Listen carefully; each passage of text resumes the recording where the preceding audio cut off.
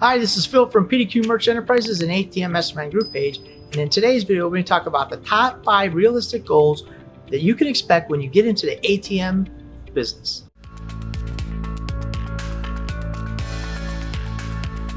Always remember, here at PDQ Merch Enterprises and the ATM Mastermind Group page, we buy your freedom back one transaction at a time. Don't forget to like and subscribe to our video down below, and don't forget to register down below for our ATM A to Z Mastermind Masterclass.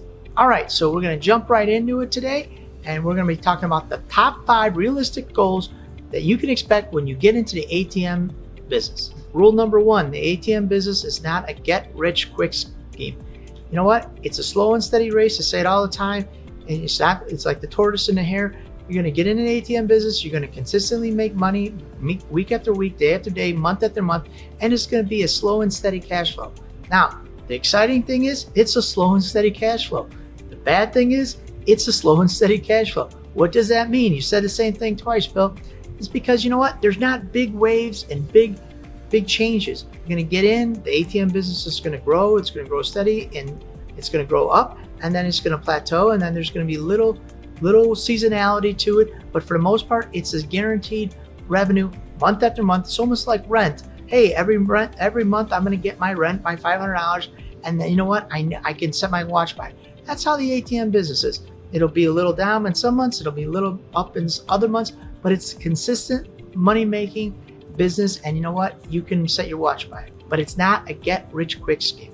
Point number 2 is, Phil, how much is the ATM business going to cost me? How much is an ATM business? So I always said, figure on it's about $6,000 to get into the game. That'll include coaching. That'll include your vault cash, which is the money that you put into your ATM that generates you money.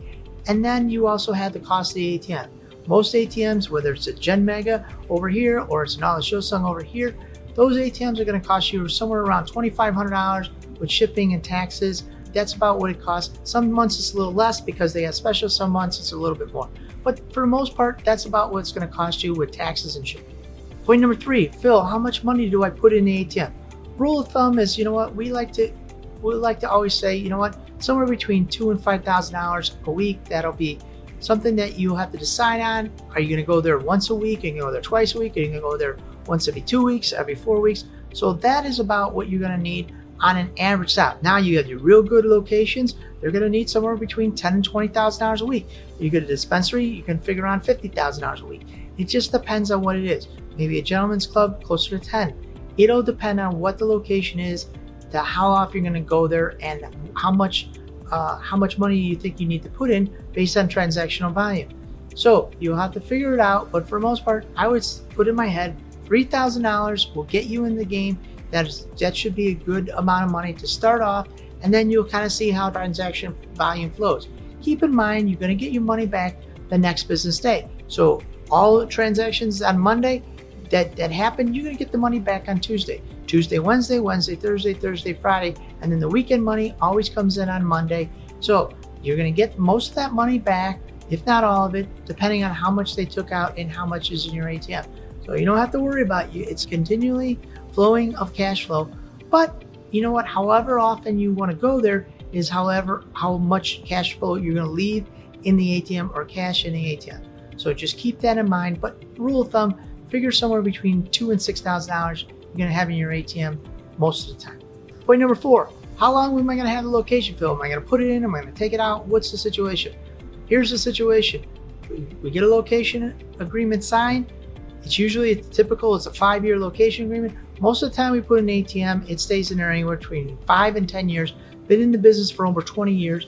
And you know what? Most locations stay between 5 and 10.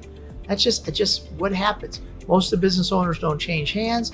And if they do, we usually stay in the location. Now, we have an agreement. That's a 5-year agreement. If they change hands, what we do is we tell the old owner or to say, hey, prompt us to get the location with the new owner. New owner comes in, we sign a new agreement, same thing, 5-year agreement, and they usually stay in business for 5 to 10 years.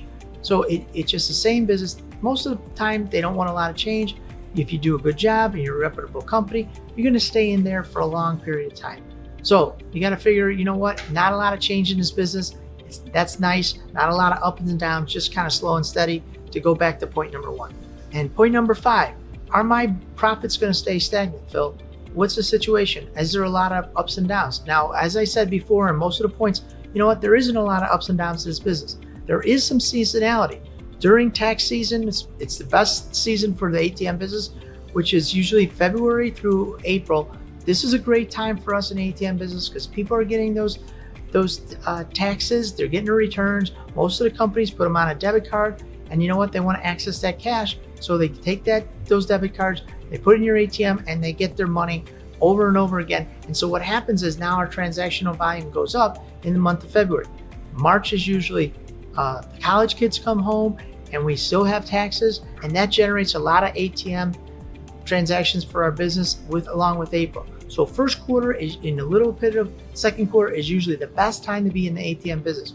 Then it's the lull for the rest of April and May, and then all of a sudden summer hits and the ATM business goes through the roof. June, July, August, a little of September, it's really good. Then it kind of slows down in the fall, and we go into Christmas, and then boom, right back up in January it goes. So fourth quarter is a little slower, but it's still constant. But you can figure out a little bit of dip depending on where you're at. You also have in summer, which is very exciting, is you have mobile season, which you have an opportunity to put your ATM in any kind of festival and fair throughout the summer and a little into fall all the way up into Halloween. Now, if you're in the southern part of the country, you know what? Then you have opportunity more fall festivals and things of that nature when it's not so hot. I know Florida and some of the southern states, they do a lot of festivals in the fall. So that also drives up revenue too. But for us up north, it's usually June, July, August, and September are phenomenal times for mobile events and to bring that little pop that you guys are always looking for in the ATM business. So I hope those tips were helpful. Don't forget to like and subscribe to our YouTube channel down below. And you know what? Also, we have the ATM A to Z Masterclass. Just click the link down below and start your ATM journey today. Thank you guys very much.